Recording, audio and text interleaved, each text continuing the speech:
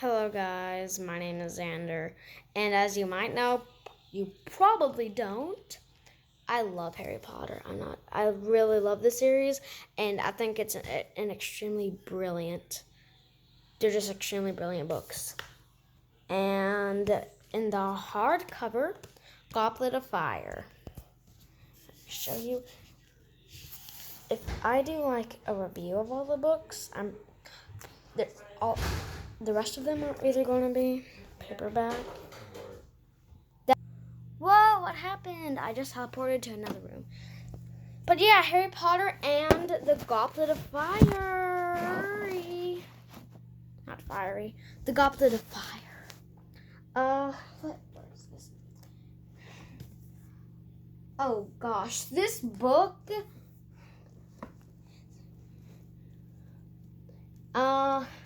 Crap. Sorry, Crip. Yeah. Yeah,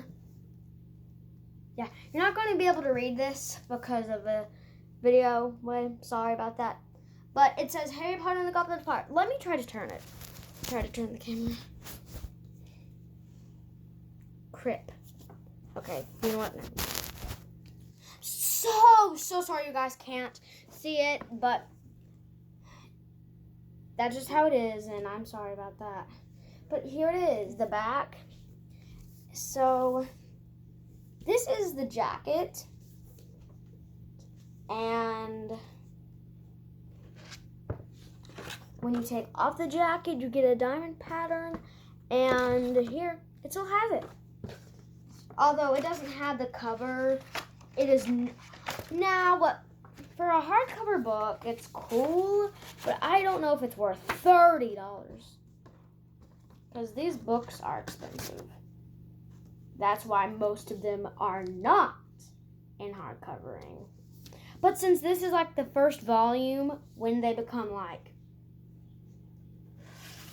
extremely long, we decided that we would get these and like either one or two of them in hardcover and the others not, since they're either not long or they shouldn't be in hardcover.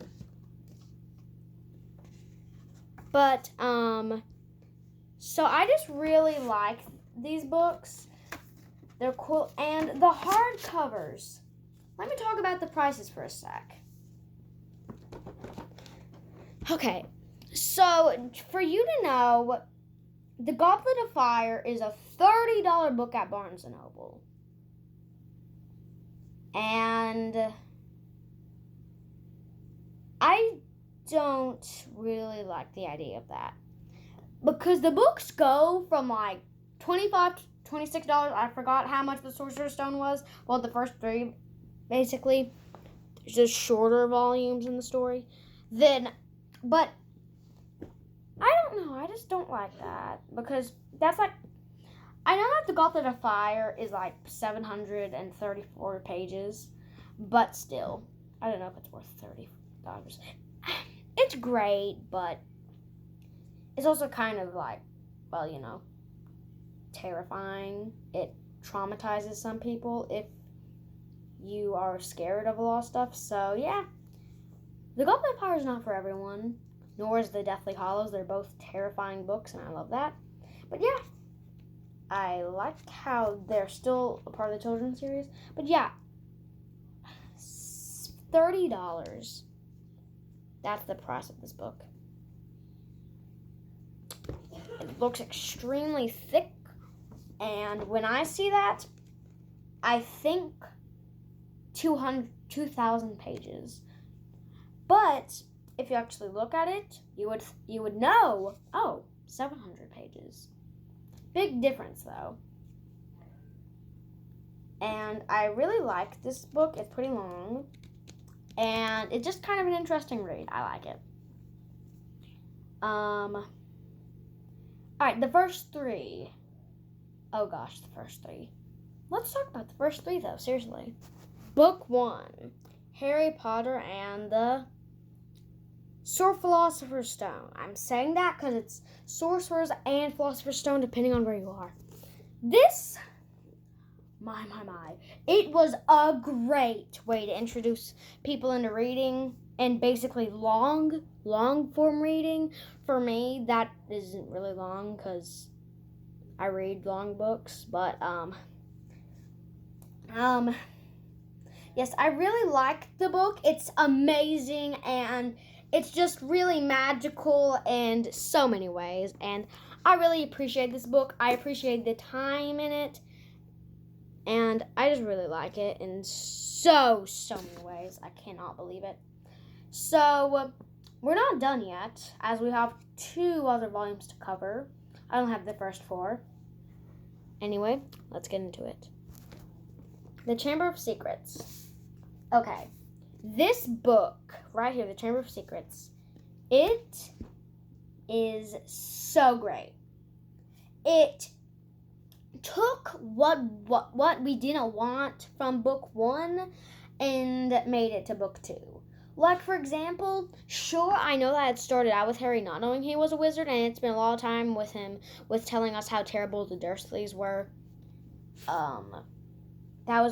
And how just dreadful it was. So you would get all of that, and then you would be happy he's now in Hogwarts. But it took like 90 pages for that to happen. I mean, come on. And in the Chamber of Secrets, it all happened so fast. So much action is put in the first 25 pages. Like at page 25, the flying car is there, and Fred and George and Ron are in the car. They pull off the bars and they get Harry, and Uncle Vernon falls out the window. The brute deserved it, kind of, but he didn't get hurt, so he definitely deserved it. So you have that. It's great, although it takes an extremely long time to get into the Chamber of Secrets. That I kind of had a problem with. So now with all that aside, The Prisoner of Azkaban, Book 3. Prisoner of Azkaban. I love this book. It's straightforward, and it did take a long time to get into Hogwarts, but it still had a lot of magic, and not magic like spells, Expelliarmus, Wingardium Leviosa. No, not like that, but basically, like magical things happening, not magical like the spells and stuff, but other like great things. And I really love this book. My neighbor Adam said that it was basically one of his favorites, and I like that. I really liked The Prisoner of Azkaban, and it got to The Prisoner of Azkaban, Sirius Black, so quickly, and I just like that. And I liked how it even got interacted with the Muggles, the non-magic folk, which that's kind of cool. I like that, because the magical things, the Muggles usually don't understand that. And sure, of course, they didn't understand that was magic, but still, I really like The Prisoner of Azkaban. It's a great book, and the Time Turner was very surprising, and it was, now, if you are looking forward to reading The Prisoner of Azkaban, leave the video and skip, because this is huge spoilers, and I came across this earlier, which made me really sad, but I also forgot, so that's kind of cool. But it was so crazy how you found out that Sirius Black was Harry's godfather, and now he's trying to slaughter him, so that's just kind of cool. They were at the Three Broomsticks. Harry had to hide in between the table with Hermione and Ron, and he just heard them, which, why would they talk about that so loud so Harry could hear that? I mean, they were a little bit away, so they were just talking loud. It was their fault. But yeah, there's so many twists and turns in this book, and it's great. I would say that I talked about them. Let's get into the last part of this video, the outro. Okay, so that was my review of the first 4 Harry Potter books. And the reason I got the first 3 in paperback was because they're shorter. I think I might have already discussed that, but still.